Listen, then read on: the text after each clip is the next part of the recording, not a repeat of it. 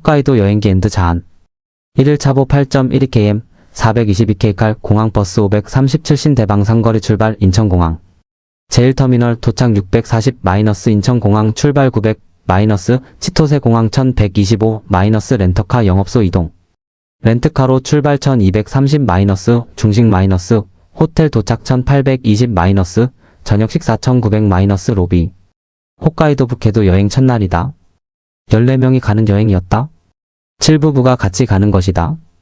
2017년 8월에 몽골과 러시아 그리고 2018년 2월에 대만을 다녀왔고 이번이 세 번째였다. 또한 회갑기념이기도 했다. 서울의 곽 사장, 이 원장, 동경에서 문 박사, 부산에서 이 사장, 전 사장, 이 교수, 거제의 윤 사장이었다. 새벽 4시 30분에 기상해서 준비했다. 5시 10분경에 캐리어와 가방 그리고 손가방을 어깨에 메고 집을 나섰다. 새벽에 찬 공기를 뚫고 캐리어를 끄는 소리는 경쾌했다. 신대 방삼거리 옆에 위치한 공항버스 정류장에서 10분쯤 기다린 후 버스에 올랐다. 다행히 빈좌석은 그런 대로 남아있었다. 50분쯤 인천공항으로 달려 제1터미널에 도착했다. C코너에서 발권을 하고 짐 붙이기를 마쳤다. 플랫폼 3층에서 1층으로 이동해서 8구역쯤에서 와이파이 도시락을 수령했다. 다시 3층으로 가서 옥수수와 물로 아침 요기를 했다. 집사람에게 항공사에서 아침 식사를 주냐고 했더니 준다고 했다. 곧바로 출국수 속에 들어갔다.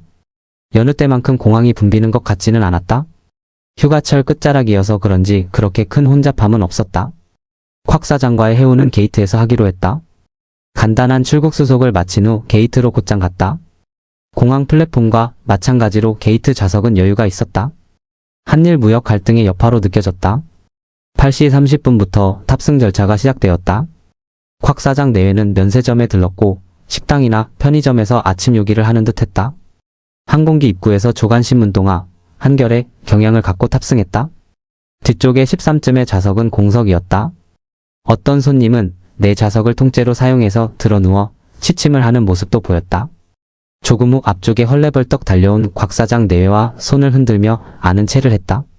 오전 9시에 이륙한 아시아나 항공 여객기는 11시 25분쯤에 삿포로 치토세 공항에 도착했다.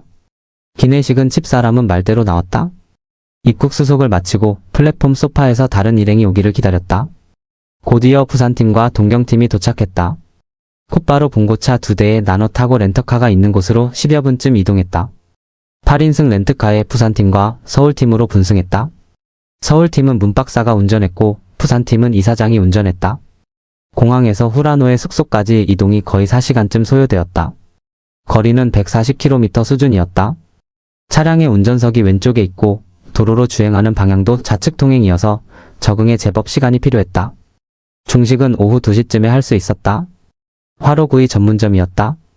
미천이라는 이름이었다. 기괴한 모형의 나무로 된 남근 조각품이 한편에 놓였다. 불판 위에 소불고기와 돼지고기 삼겹살을 구워서 먹었다. 연기가 빠져나가지 못해 매캐한 냄새가 방안 가득했다. 여주인은 자신의 지인이 서울과 광주에 살고 있다고 너스레를 떨기도 했다. 식대 계산이 끝난 후에 차까지 나와 배웅을 했고 푸른색의 아이스크림을 나눠주기도 했다. 자신은 한일 관계가 예전처럼 좋았던 때로 다시 돌아갔으면 좋겠다는 바람을 피력하게 했다. 정치적 갈등 관계를 유지하는 친밀한 관계를 갖는 것이 일반 소시민들의 희망이라는 얘기였다. 치토세 공항에서 숙소로 가는 길에 잠깐 휴식을 위해 들른 곳은 3단 폭포란 곳이었다. 흙탕물이 강물처럼 세차게 흘러내렸는데 바위들의 형상은 추상 전리를 연상시켰다. 오후 시간 내내 이동을 하는 과정을 거쳐 파크힐스 호텔에 도착했다. 시간은 거의 6시 20분경이었다. 차를 주차장에 주차하고 짐을 내렸다. 캐리어를 끌고 호텔 로비에서 잠시 쉬었다.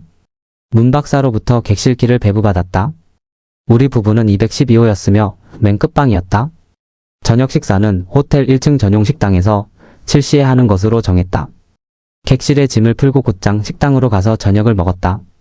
식사는 뷔페식이었다. 와인으로 입가심을 했고 소주를 마셨고 생맥주, 사케 등을 마셨다. 식사를 마치고 호텔 앞을 산책하던 중에 폭포를 발견했다. 다리 아래쪽으로 바라다 보이는 폭포가 절경이었다. 감탄과 탄성이 절로 나왔다. 기념사진을 찍고 다시 호텔로 돌아왔다. 호텔 로비의 자판기에서 캔맥주를 뽑았다. 로비 1층에는 쇼핑몰이 있었는데 10시에는 문을 닫았다. 안주가 필요했다. 집사람이 견과류를 가져온 것과 통조림 깻잎으로 안주를 대용했다. 이 교수를 제외한 6명이 회합 시간을 가졌다. 이 교수는 90년대 초반 연구소에 와서 1년쯤 생활한 적이 있었다. 숙소를 제공했고 체류 비용까지 일본에서 제공하는 시기였다. 생활비를 절약해서 귀국 후에 그 돈으로 차를 사는 이도 있었다. 선진국에서 후진국 연수생을 받아 자신들의 전문 지식, 기술 노하우를 전수했었던 방식이었다. 첫날 여행이 마무리되었다. 다음날 식사 후 아치 9시에 집결해서 일정을 진행하는 것으로 했다. 2일차 12,292보 492K칼 88KMB 호텔 조식. 시라이키 폭포인 수염 시라이키 폭포인 수염 도카치 다케 화산사 방정보센터 마이너스 도카치 다케 전망 대방제 대피소 마이너스 아오이 개청에 호수 방제 대피소 마이너스 아오이 개청 이호수 슈퍼우지 쇼핑 마이너스 중식 회덮밥 초밥 마이너스 호쿠세이 언덕 전망공원 제루브아톰 언덕 옥수수 아이스크림 마이너스 제트코시타길 시키사이 언덕 싸개체 마이너스 석식호텔 마이너스 노래방 마이너스 로비 홋카이도 여행 2일차다. 비가 내렸다. 일기예보대로 비가 내렸지만 그렇게 심한 빗줄기는 아니었다. 아침에 일어나서 채비를 하고 7시 30분에 식사를 하러 갔다. 팥과 미소 된장국, 기타 김, 소시지 계란찜 등으로 요기를 했고 집사람은 커피로 나는 음료를 마셨다. 파크힐스 호텔의 로비 집결 시간은 9시였다. 모든 일행이 집합했다. 일단 시라이게 폭포를 보러 갔다. 어제 저녁에 들렀을 때와는 또 다른 느낌이었다. 우산을 쓰고 돌아보았다. 아침 안개가 피어오르고 있었다. 다리 밑으로 펼쳐진 흰 수염 폭포는 끊임없이 물보라를 뿜어대고 있었다. 아래쪽 천변으로는 푸르디 푸른 물결이 유유히 흘러갔다. 돌의 모습이 그 형태를 그대로 보여줄 정도로 물은 깨끗했고 맑았다. 청정지역 홋카이도를 그대로 실감할 수 있는 대목이었다. 폭포에서 사진 촬영과 관광을 마친 후 토카치아케 화산 사방정보센터로 올라갔다. 300계단쯤 되었다. 화산 폭발과 관련된 전시물들이 있었다. 화산 폭발 때 비산된 화산재 등이 전시되었고 실제 화산 폭발 모습 등도 동영상으로 재현되었다. 시야가 가려 사방을 둘러볼 수는 없어 안타까웠다. 방제센터에서 내려와 차를 타고 본격적인 관광에 나섰다. 첫 관광지는 도카치아케 전망대였다. 실제 화산이 폭발한 화산재들의 모습이 그대로 남겨진 모습이었다. 보랏빛 꽃들이 함초로이 피어 있었다. 전망대 표석 앞에서 기념 촬영을 했고 피난소까지 오르려다 중도에 하산하고 말았다. 비가 내리는 상황이어서 계속 산행을 하는 것은 무리였다. 두 번째로 찾은 곳은 아오이케 호수였다. 물빛이 푸른빛이었는데 환상적인 느낌을 주었다. 중간중간에 나무들이 고사목처럼 있었다. 윤 사장 내외와 나만 고립되기도 하는 해프닝이 있었다. 다시 차로 이동해서 간 곳은 시내에 위치한 후지 슈퍼란 곳이었다. 저녁에 먹을 것 등을 쇼핑했다. 술과 안주 등이었고 기타 주전부리 물 등이었다. 물은 수돗물을 그대로 음용하는 상황이어서 따로 구입을 할 필요는 없었는데 플라스틱 용기가 필요했기에 14병을 샀다. 중식 시간에 맞춰 이곳저곳에 예약을 해보기 위해 섭외를 했으나 마땅치 않았다. 결국 시내 번화가로 나가서 적절한 음식점을 찾아보기로 했다. 당초 슈퍼 옆에 라멘집에서 간단히 식사를 하려 했는데 라멘집이 너무 협소해서 많은 사람을 소화해 내기에는 애로가 있었다. 10분 정도 차로 이동해서 적당한 식당이 섭외되었다. 14명이 한꺼번에 들이닥치자 식당의 테이블 좌석이 꽉 찼다. 초밥과 회덮밥을 시켰다. 맥주도 3잔쯤 시켰다. 화장실이 항상 문제였다. 교대로 이용할 수밖에 달리 도리가 없었는데 이런 상황이다 보니 시간이 오래 걸렸다. 식사 후에 찾은 곳은 호쿠세이 언덕 조망공원이었다. 피라미드형 전망대가 사방을 조망할 수 있는 구조였고 형태였다. 메밀밭을 배경으로 기념 촬영을 하고 다음 관광을 위해 이동했다. 다음은 제두부 아톰 언덕이다. 해바라기 꽃 모형이 서 있고 해바라기 꽃을 동그랗게 빈 공간을 만들어 그곳에 얼굴을 대면서 기념 촬영을 하도록 했다. 꽃들이 지천으로 피었고 장관을 연출했다. 일부 구간은 유료화되었고 별도의 운반용 차량을 타고 이동해야 볼 수 있었다. 3천 여송이 꽃이 폈다. 관람을 마친 후 입구에서 옥수수와 아이스크림을 먹었다. 금방 찐 옥수수여서 뜨거웠다. 아이스크림은 유제품으로 느껴졌다. 다시 집결해서 차량에 탑승했다. 다음으로 간 곳은 제트코시타 길이었다. 롤러코스터를 타는 식으로 오르락 내리락 하는 길이었다. 제주도에 거꾸로 가는 길처럼 느껴졌다. 간단히 기념 촬영만 하고 다시 시키사이 언덕 사계체으로 갔다. 꽃 구경을 했던 터라 그냥 가려다 그곳을 꼭 들러야 하고 도보로 가봐야 한다는 얘기에 가보기로 했다. 언덕 위로 종류별로 꽃들이 폈다. 장관이었고 어디 유럽의 꽃박람회에 온 듯한 착각이 들었다. 봄부터 가을까지 30여 종의 꽃들을 감상할 수 있다. 트랙터 마차를 타고 이동하기도 했는데 우리는 도보로 걸으며 꽃향기를 맡았다. 관광을 마친 후 기로에 올랐다. 거의 5시 30분쯤이면 호텔에 도착할 수 있을 것으로 보였다. 비가 내렸기 때문에 우산을 쓰거나 우의를 입고 관광을 했다. 호텔에 도착한 후 각자 호실로 들어가 휴식을 취한 후 7시 30분에 저녁 식사를 하기로 했다. 거의 10,000원이라 할 만큼 호텔도 붐볐다. 일요일이고 휴가 기간이라 관광객이 몰렸다. 저녁 식사를 하며 소주를 주문해서 반주로 맛을 보았다. 2일차 일정이 마무리되었다. 식사 후에 로비에서 잠시 쉬었다가 별관 5층 노래방으로 갔다. 이사장이 안주와 술을 담은 박스를 가져왔다. 오늘 하루 일정을 소화시켜준 이 교수, 곽 사장에게 감사를 표했다. 5층 노래방에 전 멤버가 집결해서 유흥 시간을 가졌다. 시간이 1시간이어서 아쉬움이 남았다. 전 사장의 노래 2곡 오동잎과 그대 그리고 나 라는 노래 솜씨는 훌륭했다. 사모님이 백댄서를 자청했다. 최고의 솜씨작으로 남행열차가 꼽히기도 했다. 밀폐된 방이어서 에어컨이 제대로 가동되지 않아 출입문을 열어두기도 했다. 거제도 사모님의 동숙의 노래도 빛을 발했다. 이 교수의 동행이 피날레를 장식했다. 노래방 시간은 금방 마무리가 되었다. 탁자와 의자를 제2치로 정리해두고 그곳을 나왔다. 별관으로 가는 통로상에 있던 소파에 둘러앉아 남았던 사케를 마시며 정담을 나눴다. 윤 사장의 야구에게 빠져들기도 했다. 이 사장이 안타를 치고 2루에 있었는데 윤 사장이 센터 앞에 안타를 쳤다. 그런데 동네 야구임에도 중견 외야수의 송곳 같은 송구에 그만 이 사장이 홈에서 아웃된 것이었다. 3루 주루 코치의 사인만 믿고 달렸는데 아웃이 된 것이다. 하필 그 중견수가 프로야구 선수 출신의 곽동열이었다. 그리고 그는 곽 사장의 동생이었다. 그 솜씨는 타의 추종을 불허할 만했다. 주전 에이스카 7, 8회까지 던진 후에는 그가 마운드에 올라오면 세이브는 따놓은 당상이었다. 여러가지 아쉬움을 남긴 채 1차 홋카이도 여행이 마무리되었다.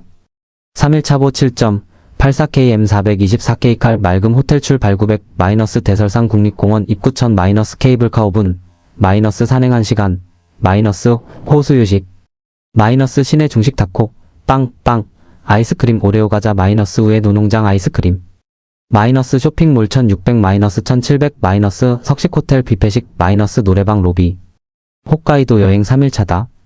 날씨는 어제와는 달리 맑은 날씨다. 곽 사장과 함께 차를 운전해 보았다. 어안이 벙벙할 정도였다. 호텔 앞을 잠깐 돌아왔는데 어떻게 차를 끌고 왔는지 감이 잡히지 않을 정도였다. 결국 대설상까지 가는 것은 곽 사장이 하는 것으로 했다. 1시간쯤 달려 대설상 국립공원 입구에 도착했다. 케이블카를 타고 구부 능선까지 올라갔다. 케이블카는 5분 남짓 탔다.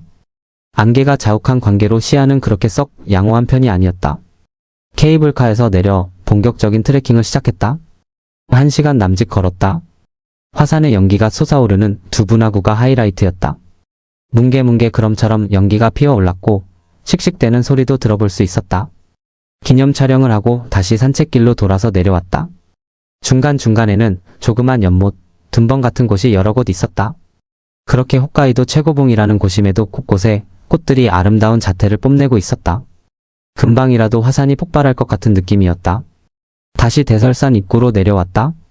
본격적으로 운전을 시도했다. 좌우 방향이 달라지고 좌측 통행이다 보니 계속 가장자리 쪽으로 쏠리는 현상이 빚어졌다. 한참을 달리다가 호수를 조망할 수 있는 곳에서 잠시 정차했다가 다시 출발했다. 1호차는 이사 장내가 했다. 아사히카와시 부근으로 이동해서 식당을 찾았는데 만족할 만한 곳을 찾지 못했다. 한 우동집은 주방장이 몸이 아파 안 되었고 또 다른 라멘집은 너무 손님이 많아 허사였다. 결국 타코 등을 파는 한 공원의 푸드트럭 음식점에서 간편식을 하는 것으로 결론이 났다. 한쪽에는 편프가 있었고 한편에는 나무로 된 휴식 공간이 지어져 있었다. 안에는 흙이었는데 솔방울이 여러 개 눈에 띄었다. 식사를 마치고 찾은 곳은 오에노 농장이었다. 1906년부터 조성이 된 유서 깊은 곳이었다. 입장료가 800엔이었다. 거의 식물원을 방불케 했다. 구릉 위에는 딱 맞게 7개의 의자가 놓여 있었다. 단체 사진을 찍었다. 수백 여종의 꽃들이 만발했다. 관람을 마친 후 아이스크림을 먹었다. 공식적인 일정이 다 마무리가 되었다. 중식 이후부터는 곽 사장에게 운전대를 넘겼다.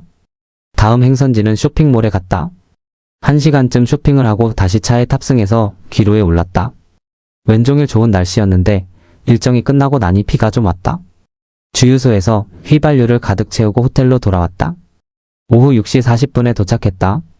객실에서 샤워를 하고 여독을 풀었다. 일행 중에는 온천욕을 하는 이들도 있었고 수영을 하는 마니아도 있었다. 저녁 식사는 7시 30분부터 8시 30분까지였다. 이제는 내일 삿포로 치토세 공항으로 가서 인천행 비행기를 타면 여행이 마무리되는 셈이다. 저녁 식사 시간에 화로구이를 해서 식사를 하면서 반주도 곁들였다. 2병 정도의 소주와 맥주 3잔쯤 마셨다. 그리고 어제의 노래방으로 다시 또 갔다.